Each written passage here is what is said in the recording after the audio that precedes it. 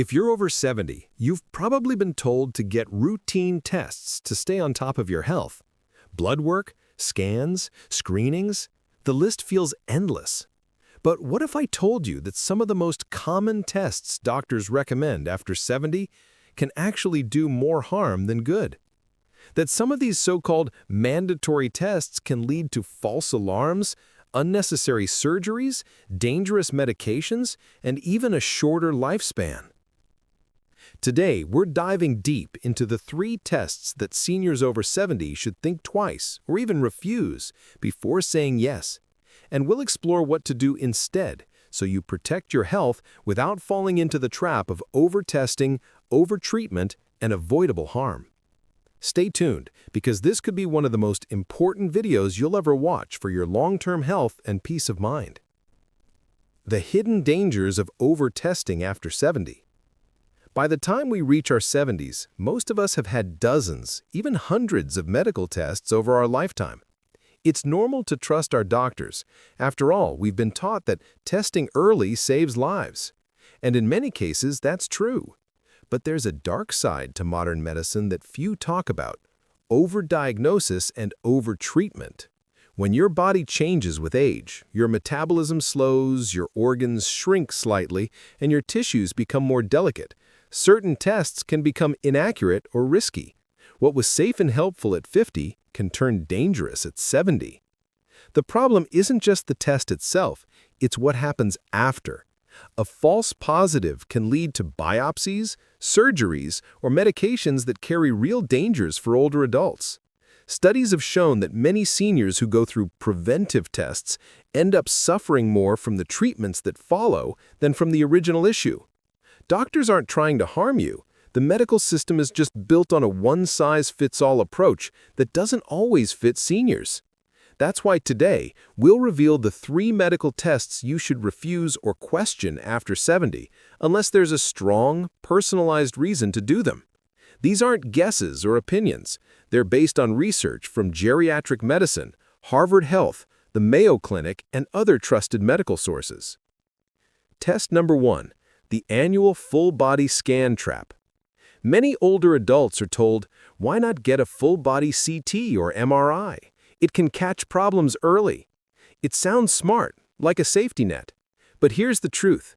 Full-body scans for healthy seniors can be dangerous, misleading, and completely unnecessary. A full-body CT scan, for example, exposes you to massive doses of radiation, sometimes hundreds of times more than a simple chest X-ray. And what most people don't know is that these scans often find incidentalomas, harmless little spots or shadows on organs that are completely normal with age. But once they're found, doctors feel obligated to investigate. That means more tests, biopsies, even surgeries. According to a 2020 study in JAMA Internal Medicine, over 30% of full-body scans in seniors led to unnecessary follow-up procedures that caused complications or anxiety. What started as just to be safe often ends in sleepless nights, invasive procedures, and sometimes harm. Let's take an example.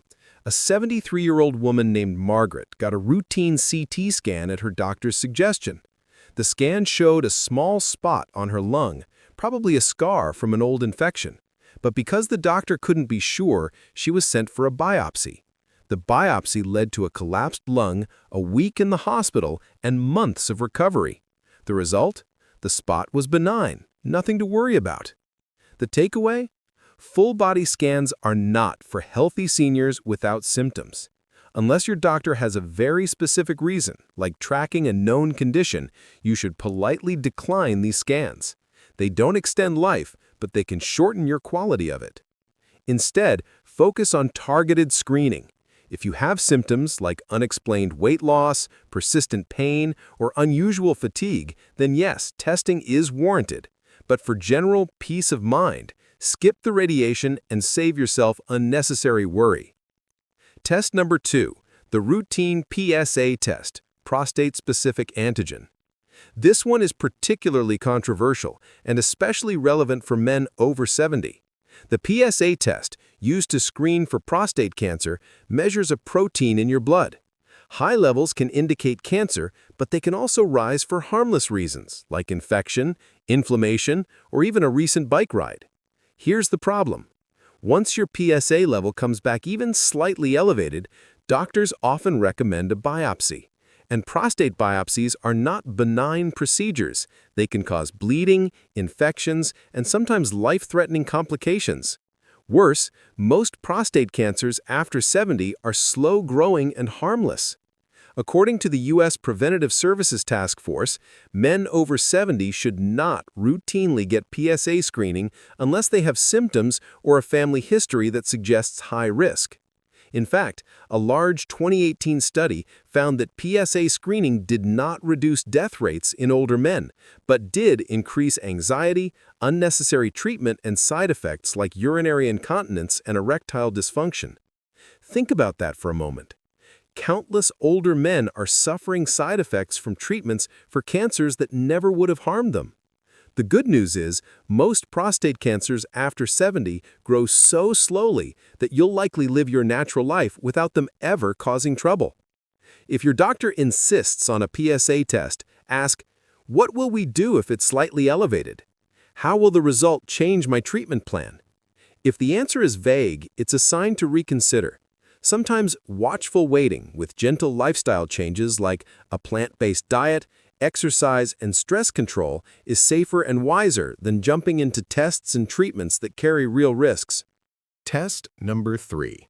Routine colonoscopy after 70 to 75. Colonoscopy is a powerful tool for detecting colon cancer, but it's also one of the most overused tests in seniors. The truth is, colon cancer takes 10 to 15 years to develop. If you had normal results at 60 or 65, your risk is already low. After 70 to 75, the risk from the procedure itself, sedation, bowel perforation, bleeding, starts to outweigh the benefits. According to Harvard Health, for healthy seniors with previous clear colonoscopies, continuing routine colonoscopy after 75 offers almost zero life extension benefit. Yet many seniors are still pressured into repeating them just to be safe. The risks are real. Sedation can cause confusion or even temporary memory loss. The bowel prep can lead to dehydration and kidney stress. And in older adults, even minor complications can spiral into serious problems. There are safer alternatives. Non-invasive stool tests like FIT, fecal immunochemical test, or Cologuard can detect signs of cancer or bleeding without the risks of a full colonoscopy. For most seniors, these are more than enough. So unless you have symptoms like rectal bleeding, unexplained weight loss, or a family history of colon cancer, it's reasonable, even wise, to skip the colonoscopy after 70 to 75. Why doctors still recommend these tests? You might wonder, if these tests are so risky, why do doctors still recommend them? The answer lies in the structure of the healthcare system. Many doctors practice what's called defensive medicine. They order extra tests not because you need them, but because they fear missing something and being blamed later. Another factor is habit. Medicine evolves, but habits die slowly.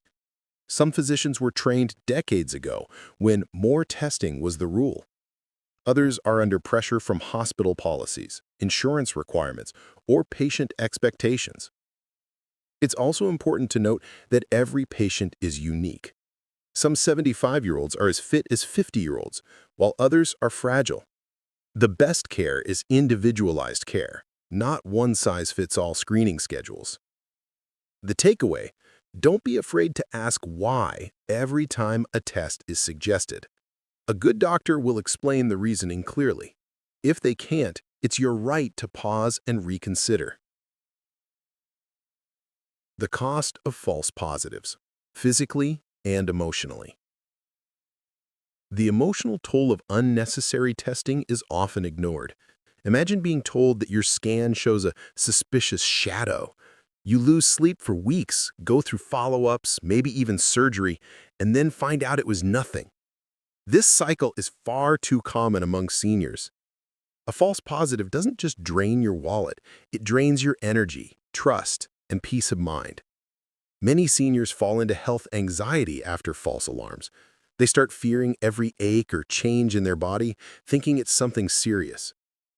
One of the best things you can do for your health after 70 is to protect your mental calm as much as your physical body. Avoiding unnecessary tests is a powerful way to do that.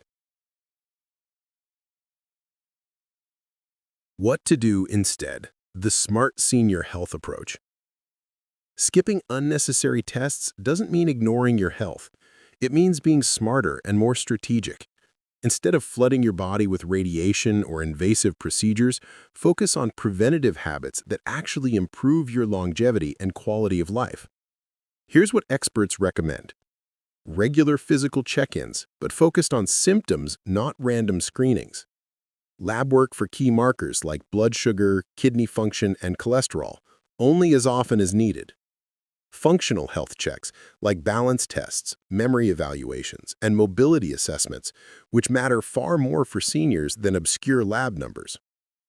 Nutrition-focused monitoring, ensuring you're getting enough protein, calcium, vitamin D, and omega-3 fats to support your muscles, bones, and heart. Gentle exercise, like walking, light strength training, or Tai Chi, proven to reduce disease risk better than many medical tests can. In short, instead of chasing every possible disease, build a lifestyle that keeps disease away naturally.